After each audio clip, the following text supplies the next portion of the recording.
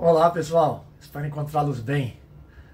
Hoje vamos falar um pouquinho como que é o manejo do paciente durante o procedimento de indução, manutenção e reversão da analgesia e da sedação com óxido nitroso no nosso consultório, na nossa clínica.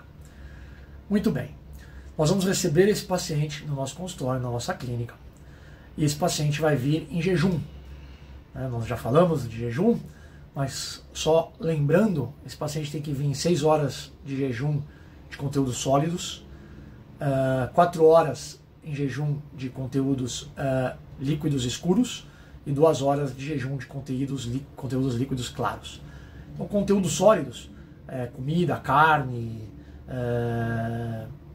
inclusive leite, tá? Principalmente leite materno, né? Mas leite. Líquidos escuros, café, Coca-Cola, suco, e líquidos claros, basicamente água e chá claros, tá bom? Então esse paciente já vai chegar com essa orientação, já vai ter sido orientado por vocês, então ele vai chegar com esses jejuns. Lembrando que o óxido nitroso, por ter maior peso molecular, quando ele ocupa as cavidades aéreas do nosso organismo, ele expande, né, essa cavidade aérea. E como vai um pouco de óxido nitroso para o nosso estômago, porque tem ar dentro do nosso estômago, então ele expande o ar dentro desse estômago e pode induzir náuseas e vômitos. E essa é a importância do jejum do nosso paciente para evitar vômitos e uma possível broncoaspiração. Tá certo? Então, muito bem, o paciente já chegou com esse jejum. Então nós vamos preparar ele para sedação, ele vai para a nossa maca, para a nossa mesa cirúrgica, para a nossa cadeira odontológica. E nesse momento eu vou aferir os sinais vitais desse paciente. Então nós temos um oxímetro no nosso consultório, um oxímetro de mesa. Então nós vamos conectar esse oxímetro, né, ao dedo do paciente. Lembrando que o sensor desse oxímetro, né, ele capta a quantidade de luz vermelha que atravessa o dedo, né? E quanto menos luz vermelha atravessa o dedo, ou seja, é absorvida, né, ele consegue fazer a leitura da saturação da hemoglobina, ou seja, quantos porcentos das hemoglobinas que estão passando ali estão ligadas ao oxigênio. E se o paciente estiver usando um esmalte vermelho, escuro, marrom, esse esmalte ele vai acabar absorvendo a luz vermelha do emissor de luz lá do nosso oxímetro, e vai acabar dando uma leitura no sensor errada, equivocada. Então também sugiro que os senhores e as senhoras orientem os pacientes a não virem com as unhas pintadas, né? Mas que caso ele venha com a unha pintada, que vocês tenham acetona, e aí vem o meu toque feminino, meu eu feminino. Tenho aí, apesar que hoje todo mundo pinta a unha, né? Tem homens que passam base na unha, eu acabo não utilizando esse recurso, mas enfim, hoje é um adorno estético que abrange todo mundo.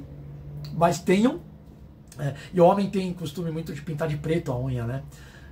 Então preto também absorve bastante essa luz. Então tenham aí acetona, tá, no consultório de vocês, para poder remover o esmalte quando o paciente vier com esse esmalte escuro aí, podendo interferir então na absorção da luz do nosso oxímetro.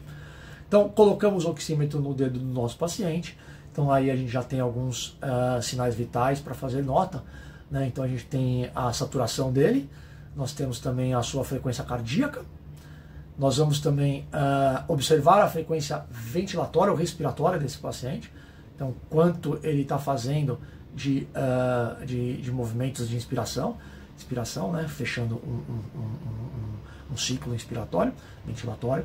Então nós vamos ver a frequência respiratória desse nosso paciente e também vamos aferir pressão arterial através do enfisema, aferir a pressão arterial desse nosso paciente.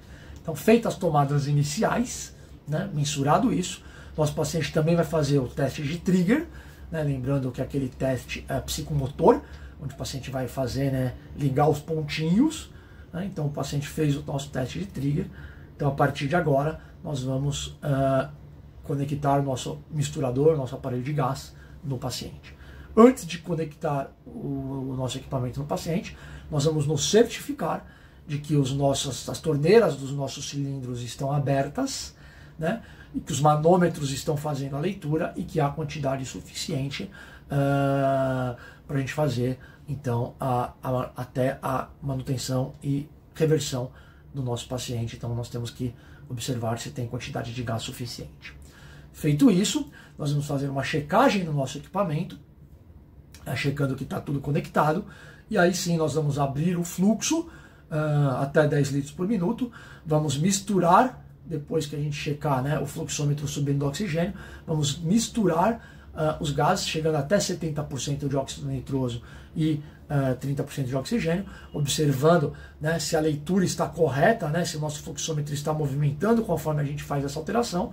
Então depois a gente zera de novo o nosso misturador até 100% de oxigênio e fechamos o fluxômetro. Dessa forma a gente checou que o nosso equipamento está em perfeito funcionamento. Tá? Antes de fechar, nós vamos ter que checar também a nossa tecla flush, para ver se ele está naquela bomba de oxigênio no nosso paciente. Muito bem, o equipamento conectado ao nosso sistema de exaustão, ao nosso sugador. E agora sim, nós vamos preparar o equipamento para colocar no rosto do paciente. Então nós vamos acoplar a nossa máscara nasal, que o paciente vai utilizar, que essa máscara já está esterilizada, inclusive, então é uma máscara estéreo. A gente mensura o tamanho da máscara e acopla a máscara estéreo, então, no nosso equipamento, na nossa mangueira. A partir desse momento, nós vamos determinar qual que é o fluxo de ar, de gases que nós vamos administrar ao nosso paciente. Lembrem que eu começo sempre com 7 litros por minuto em adulto, né, e 4 litros por minuto em criança. Existem outras regras para a gente aferir isso, a gente explica em outros momentos. E então eu abro o meu fluxômetro até atingir 7 litros por minuto no oxigênio. Lembrando que nesse momento o nosso óxido nitroso está fechado. Então a gente está administrando apenas 100% de óxido nitroso. Então, sabendo que está com 7 litros por minuto de oxigênio, nós vamos adaptar a máscara ao nariz do nosso paciente. Então, adapta a máscara, né, prende as mangueiras atrás, né, se for necessário, deixa o paciente mexer na máscara para ele adaptar de uma forma que fica mais confortável para ele. E durante esse momento, lembrem, nós estamos fazendo a hiperoxigenação do nosso paciente. Então nós estamos hiperoxigenando o nosso paciente. É muito comum a gente ver nosso paciente saturando no início a 97%, e essa saturação de oxigênio subir ali a 99%, 100%. Por isso que nós estamos hiperoxigenando o nosso paciente. Nós estamos dando 100% de oxigênio para o nosso paciente na máscara nasal para ele. Então a gente tem aí de 2 a 3 minutos para fazer essa hiperoxigenação. Momento esse que eu vou observar se o volume inspiratório, o volume de gás que eu estou administrando para o nosso paciente está excessivo, se está bom ou se está faltando para o nosso paciente. E como eu observo isso? Eu observo isso lá no nosso terceiro pulmão do nosso equipamento. Então, o terceiro pulmão do nosso equipamento, que é aquela bolsa de ar que está acoplada ao nosso equipamento, ela nem pode ficar muito inflada, né, e nem colabada. Ela tem que ficar no meio do caminho. E quando o paciente inspira, principalmente pacientes que têm fluxo inspiratório, amplitude inspiratórias maiores, né, ou seja, pacientes que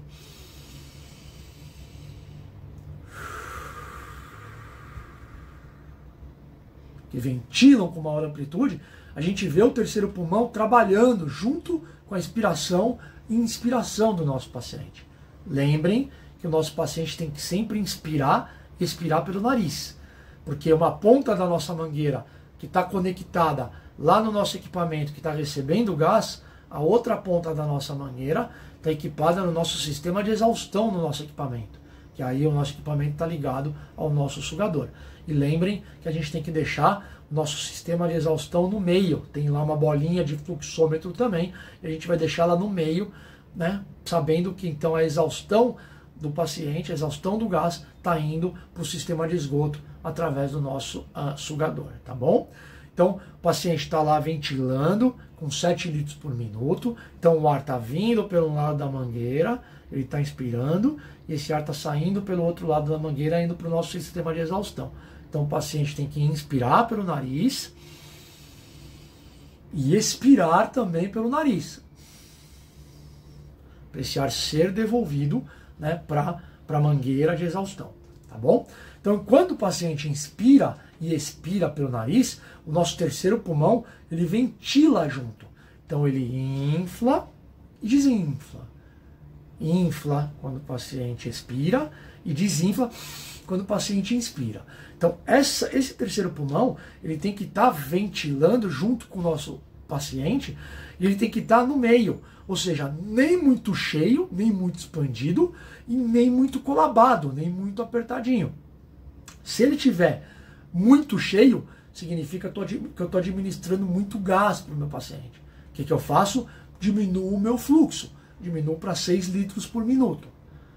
Mas se o contrário acontecer, o pulmão tiver, esse terceiro pulmão tiver colabado, né, significa o quê? Que eu estou dando pouco ar para o meu paciente, pouco volume. Então o que eu faço? Eu aumento o volume. Então eu aumento o volume. Então eu estava em 7 litros por minuto, eu vou para 8 litros por minuto. Então, recapitulando, se o pulmão estiver muito inflado, significa que eu estou dando muito volume para o meu paciente. Então eu pego e diminuo o volume que eu estou administrando. Se estava 7, desço para 6 litros por minuto, por exemplo.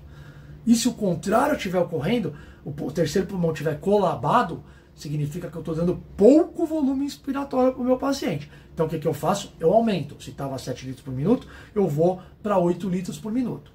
Aí eu desinflo um pouco, né? Esse terceiro pulmão se estava muito inflado, ou se ele estava muito colabado, eu aperto um pouco o flush para ele encher um pouco de ar e ele ficar no meio do caminho. Muito bem. E observo para ver se está no meio do caminho. Vamos supor que eu tinha baixado para 6 litros por minuto. Mesmo assim, o terceiro pulmão está ficando muito inflado, eu baixo mais um pouco. Então, como é que eu baixo mais um pouco? Eu levo para 5,5 litros por minuto, por exemplo. E se o contrário estiver acontecendo de novo, estiver colabando, lembra que eu tinha aumentado para 8? Eu aumento para 8,5 para 9 litros por minuto.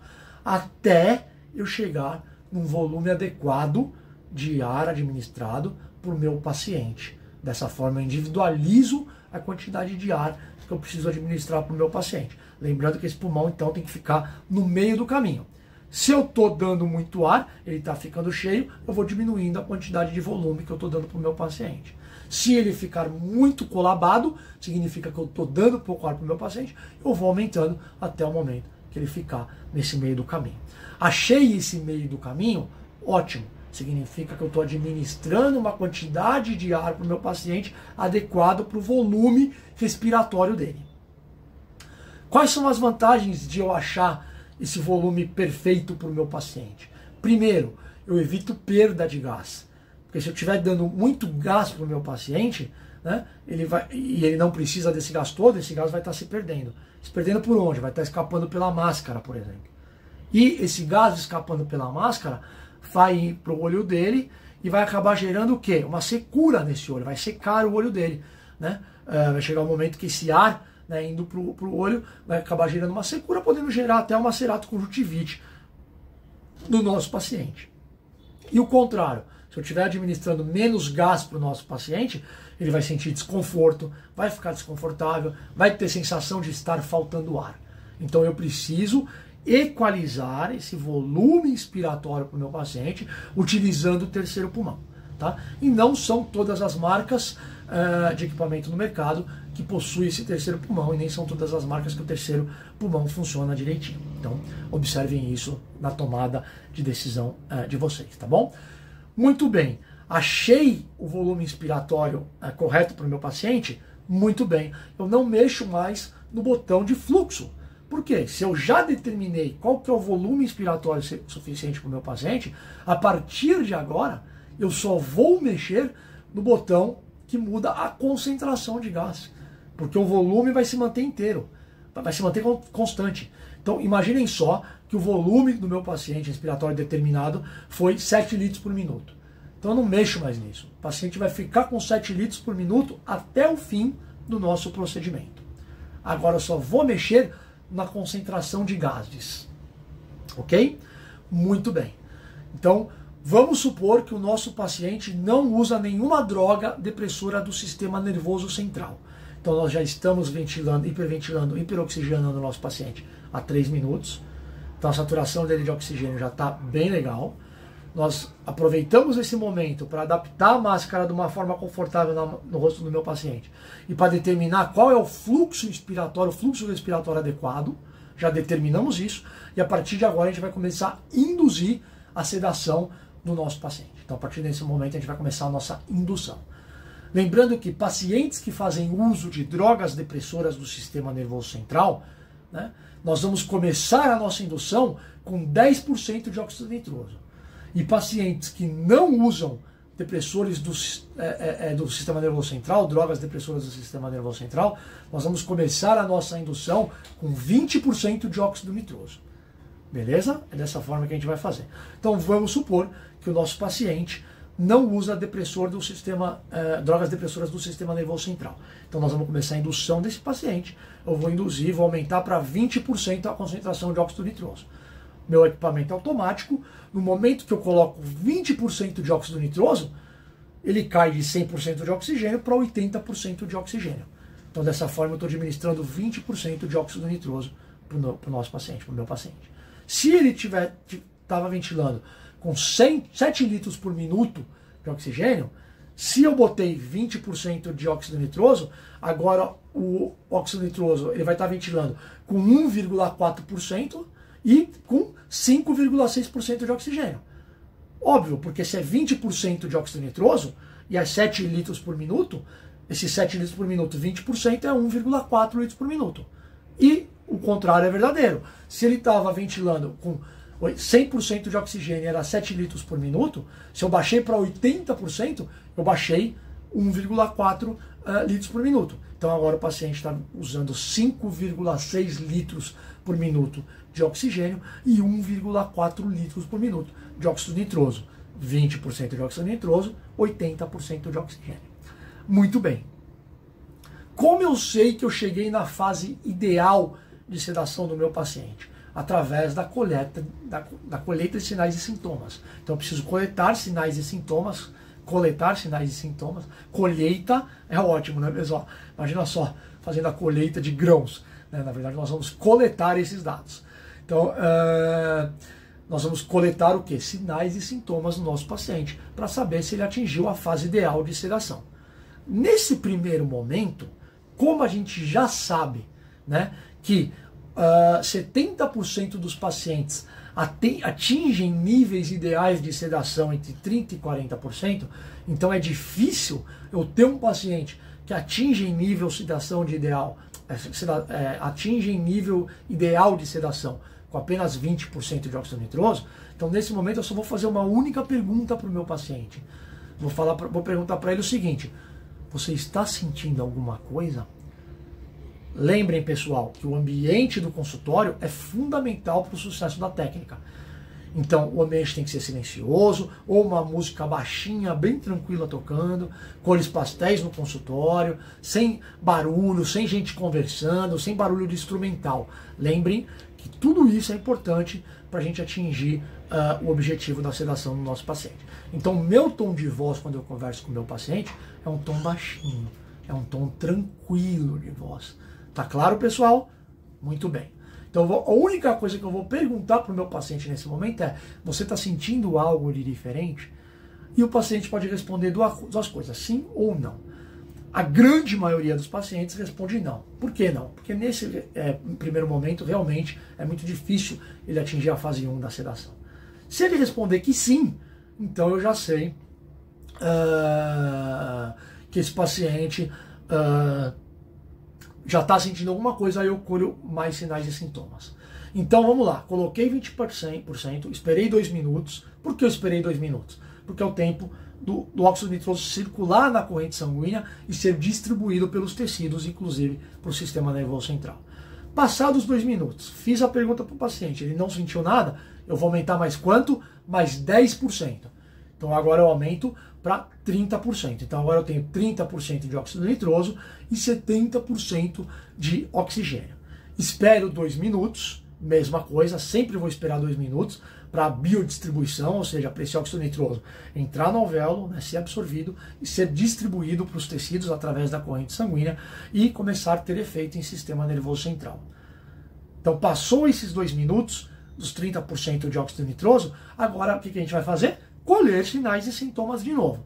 Nesse momento, eu não vou mais perguntar se o paciente está sentindo alguma coisa de diferente. Eu vou perguntar para ele se a perna dele está pesada, então eu vou falar, levanta um pouquinho sua perna e percebe se ela está pesada. Aí ele vai levantar a perna, pode ser que ele esteja ou não sentindo o sinal e sintoma. Né? Vou perguntar para ele também se ele está sentindo formigamento no rosto ou nas mãos. Tá? Ele vai me responder verbalmente. Então ele pode me responder que sim ou que não. Quando ele responde, né, eu já estou percebendo também como é que está a fala dele. Tá? Porque um dos sinais e sintomas que a gente pode coletar é a fala arrastada. Então se ele falar, não, não estou sentindo nada de diferente, ele está falando igual. Se ele falar que a perna não está pesada, é porque ele também não tem esse sinal e sintoma. E eu observo também, quando eu peço para ele levantar a perna, se ele está levantando a perna rapidamente ou se está fazendo um movimento lento. Fiz essas duas perguntas. Não tenho ainda sinal e sintoma da fase 1 de indução. Vamos fazer o quê? Aumentar mais 10%. Então agora eu estou administrando 40% de óxido nitroso e 60% de oxigênio. De novo, espero 2 minutos para fazer a distribuição, penetrar em sistema nervoso central, e aí colho os sinais e sintomas de novo. Uso as mesmas perguntas. Peço para levantar a perna, vejo se ela está pesada, vejo a velocidade, pergunto se tem dormências em mão e no rosto, tá? Formigamento, escuto a resposta dele. E vejo a velocidade da voz dele, como é que ele está me respondendo.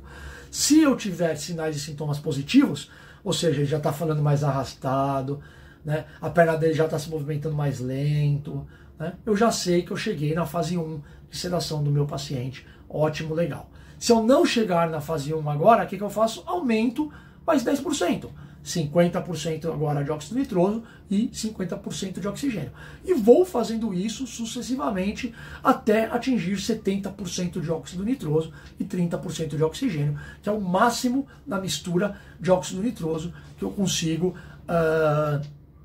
ter no meu equipamento para não ter hipóxia. Lembrando que tem 21% de oxigênio no ar atmosférico, que é o ar que o paciente respira, então a gente não pode nunca administrar menos do que 21% de oxigênio. Simples assim, porque se eu administrar menos de 21% de oxigênio para o meu paciente, eu vou fazer uma hipóxia nele. Então o nosso equipamento permite que nós misturemos no máximo 70% de óxido nitroso e 30% de oxigênio, exatamente para não induzir hipóxia no nosso paciente.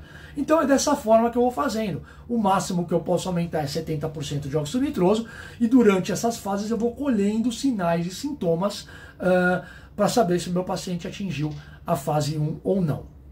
Vamos lá, vamos voltar naquele paciente que a gente chegou em 40% de óxido nitroso e ele já atingiu a fase 1. Ou seja, ele já está falando lentamente, a perna dele está subindo lentamente, nós já sabemos que nós estamos na fase 1. Eu vou aumentar mais 10% nesse paciente, ou seja, vou levar ele para 50% para chegar na fase 2 no nosso paciente. Então eu vou esperar os mesmos 2 minutos e vou observar as reações do meu paciente. Por quê? Porque tem pacientes que vão gostar de ir para a fase 2. Tem pacientes que vão sentir desconforto durante a fase 2. E como é que eu observo isso? Aumentei os 10%, deu os 2 minutos, meu paciente continua tranquilão, significa que ele está agradável, que ele está sossegado. Passou os 2 minutos, meu paciente começou a se mexer na cadeira, né, começou a mostrar algum certo desconforto, o que eu faço? Volto para os 10%, volto 10%, volto para os 40% e vou trabalhar nos 40% no meu paciente. Então, eu percebo que eu cheguei na fase 1 no meu paciente, colhendo esses sinais e sintomas, e quando eu chego na fase 1, eu aumento mais 10% e observo se a fase 2 vai ser agradável ou não para o meu paciente. No primeiro sinal de desconforto, o paciente se mexeu, né, emitiu algum som, né, tipo, mostrou algum sinal, sintoma de desconforto, na hora eu volto os 10% e vou trabalhar com o meu paciente na fase 1. Ou levei meu paciente para a fase 2, ele se manteve confortável, vou fazer toda a fase de manutenção, ou seja, vou manter meu paciente durante a fase 2. Então, nesse exemplo do meu paciente, a gente induziu a fase 1 até no 40%, levei ele para a fase 2 no 50%, ele se sentiu confortável, então agora eu vou manter esses 50% durante o meu procedimento. Realizo o meu procedimento, faço a minha cirurgia, faço uma toxina botulínica que eu vou fazer no meu paciente, e tudo isso é a fase de manutenção, mantenho o meu paciente nos 50%. Muito bem, terminei o meu procedimento, vou fazer a reversão do meu paciente. Como eu reverto o meu paciente? Vou baixando de 20 em 20. Lembra, a gente subiu de 10 em 10, eu baixo de 20 em 20. Então, estou com 50% no meu paciente, baixo para 30%, espero 1 minuto e meio, né? Vou vendo se ele está confortável, baixo mais 10%, espero mais 1 minuto e meio, e aí zero para 100% de oxigênio e 0% de óxido nitroso.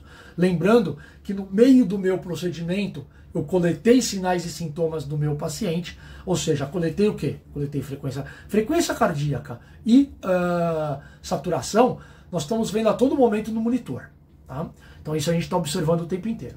A gente precisa parar para observar a frequência respiratória, para contar quantos ciclos o paciente faz respiratório, e precisamos parar, né, se não tivermos um equipamento automático, para ferir a pressão arterial do nosso sistema, do nosso paciente. Então, no meio do meu procedimento, mais ou menos, então eu sei que meu procedimento vai demorar 30 minutos, mais ou menos com 15 minutos, eu faço de novo as aferições e anoto na ficha do paciente, então, os 4 sinais vitais.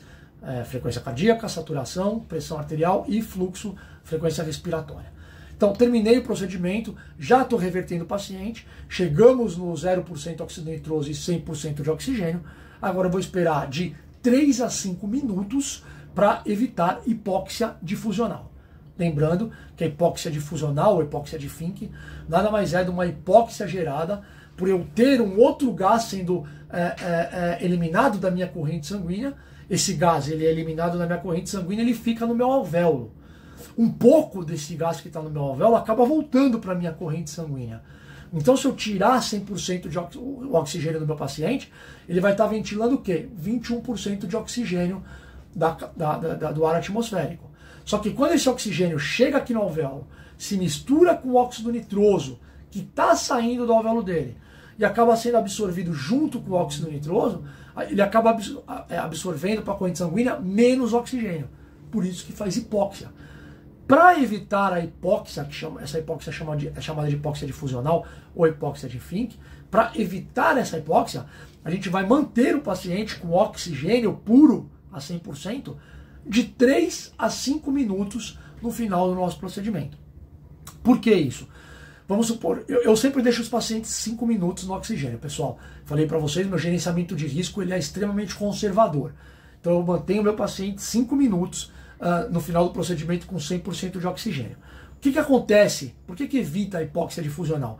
Porque durante esses 5 minutos que o paciente está ventilando oxigênio puro, ele está eliminando, né, aquele óxido nitroso.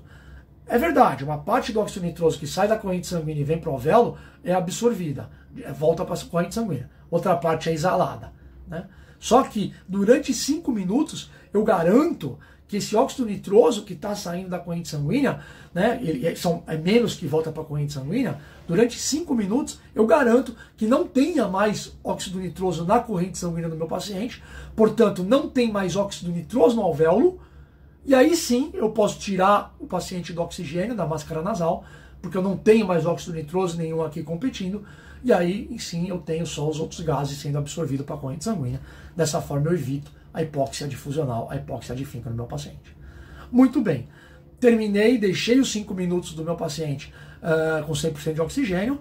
Vou fazer o que agora? Tiro a máscara do meu paciente nasal e aí sim fecho o meu fluxômetro, para o meu equipamento parar de liberar gás, para não ficar gastando dinheiro à toa. Fecho o meu fluxômetro e vou aferir sinais e sintomas do meu paciente. Como? Primeira coisa que eu pergunto para ele, tá tudo bem? Tá sentindo alguma coisa de diferente? Se meu paciente relatar alguma coisa, eu tomo nota, né, e explico para ele por que ele está sentindo isso, né? Normalmente ele está sentindo um bem-estar absurdo, né? Então ele vai falar que está super bem, super tranquilo.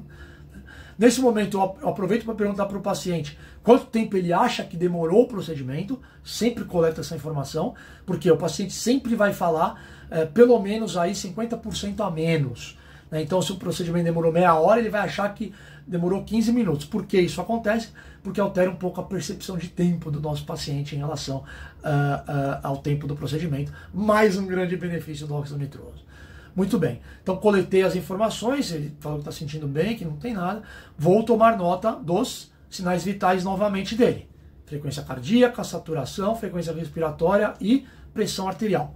Tomo nota, estando tudo ok, estando tudo bem. Ele vai fazer o que agora? O teste de trigger. Vai fazer lá o nosso teste psicomotor novamente. E para mostrar que todas as habilidades psicomotoras dele se mantêm intactas.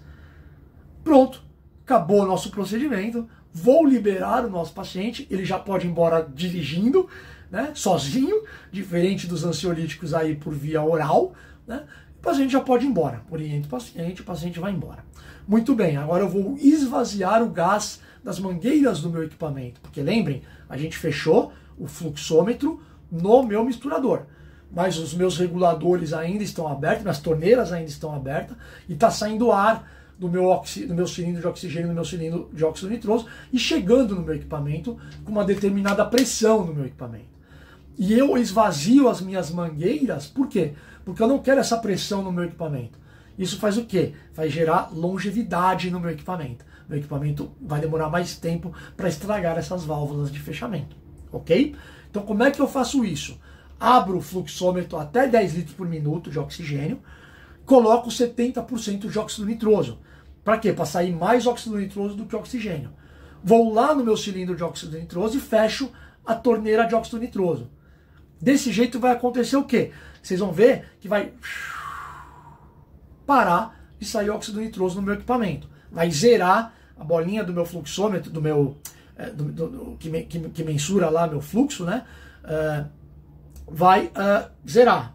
Por quê? Acabou o óxido nitroso, porque fechei a torneira do cilindro, então não tem mais óxido nitroso na mangueira entre o cilindro e o meu equipamento, entre o meu misturador. Então desse jeito eu esvaziei completamente a mangueira do meu óxido nitroso. Agora eu vou esvaziar quem? A mangueira do meu oxigênio. Vou lá e fecho o cilindro de oxigênio, coloco em 100% lá de oxigênio para sair mais rápido o oxigênio, e aí vocês vão ver que o meu fluxômetro de oxigênio também vai zerar. Quando ele zerou, significa que não tem mais ar saindo do cilindro, vindo para o meu equipamento e saindo na máscara nasal. Aí eu vou, fecho o fluxômetro, deixo o fluxômetro fechado, só por um protocolo, e pronto, esvaziei as mangueiras que saem do meu cilindro e chegam até meu misturador, não deixando pressão no meu equipamento. Beleza, pessoal? É isso aí. O óxido nitroso, como eu mostrei agora para vocês, é sensacional. A indução é rápida, né? Nós vamos demorar aí 5 minutos, 8 minutos para induzir o paciente. A reversão também é rápida. Ele é extremamente seguro, gera bem-estar ao nosso paciente, né? A gente trabalha de forma mais tranquila, a equipe trabalha de forma mais tranquila, o paciente fica relaxado, vai embora bem, chega feliz em casa, né? Chega feliz em casa. E com isso ele aumenta aí o nosso valor agregado, a gente aumenta o nosso preço dos nossos procedimentos por ter esse baita valor agregado entregando ao paciente, o paciente fica feliz, conta para os amigos, vem mais pacientes para o nosso consultório, aumenta o nosso faturamento, enfim.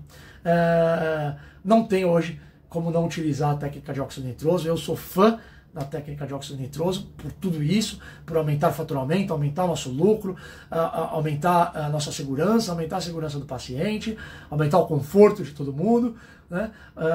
Realmente eu não consigo imaginar trabalhar sem óxido nitroso. Desde 2004 eu trabalho com óxido nitroso e espero também você aproveitando essa maravilhosa técnica e passando isso para os seus pacientes e fazendo com que os seus pacientes possam aproveitar isso tudo e você ganhar mais dinheiro no final das contas com isso tudo.